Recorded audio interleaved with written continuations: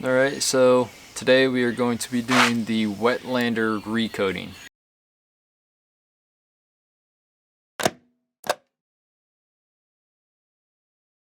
So since I did that update video, I got a squirrel being all mad at me, but I did that update video on Wetlander and how it was doing on my boat, and Wetlander actually reached out to me and went ahead and sent me a whole new top coat kit, so that's what I'm going to be using today.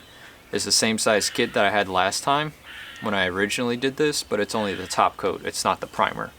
So we're just going to go ahead and just redo the whole top coat of it, and we'll see how many coats we can get. Right now we're going to go ahead and I just did soap and water, washed it down. I'm going to sand it with 220. Some paperwork says to do 150, some paperwork says to do 440 or 400 grit. So I'm just going to split the difference, do 220, 200 grit, and I'm just going to sand it down. There is a few spots that look like they're going to chip and flake, so I'm going to go ahead and try to peel those and flake them until they stop flaking, and then I'll just sand around that really good so that way the edges contour nice into the lower spot so there's no sharp edges. And get all that done, and then we'll start painting and coating. Go ahead and get to it. Gonna take some pictures, post them on Instagram, and then get started. Alright, so just gonna follow the directions here, and for the surface prep we're just gonna go ahead. I can't get to my sander, so I'm just gonna use the pad, lightly scuff it, probably take 30 minutes, and just gonna scuff it up real good, and that way the Wetlander will sink in.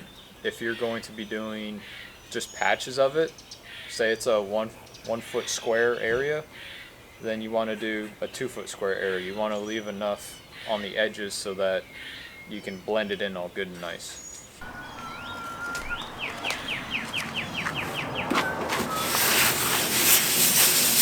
So some weird spots is like here. That's where the roller sits. It's greasy. Zoom in a little better. It's a little greasy, and I don't know if the roller just rolled through or what happened there, but that's where the roller sits on the boat. Some more scratches. You can definitely see, this is a good example. This is top coat. The darker stuff is that primer, and then you actually have bare metal where you can see the silver. So that's why you do the double coat.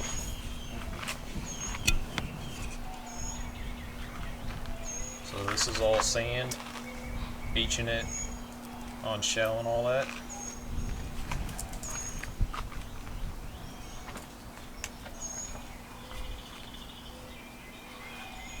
Few scratch and dings.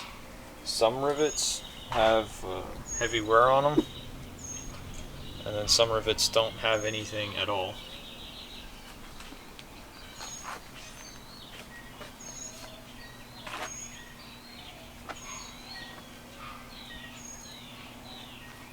I did have one good drag there.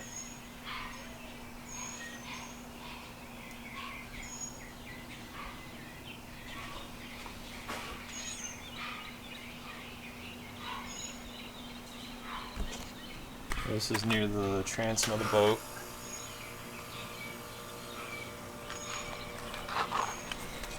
Oh, and this is why you need a battery tray or something to put your battery in. When you are trailering your boat, that battery jumps up and down, and I learned that the hard way. This thing is so like fish can, old can, just wobbly, floppy. This is somewhere on the side. This is on the edge, so like the side of the boat, bottom of the boat. I don't know what that's from. This is my only weird one that I don't really like, because it wants to chip. So I got bad adhesion there or something. So I'm gonna chip it off so I can't chip it anymore.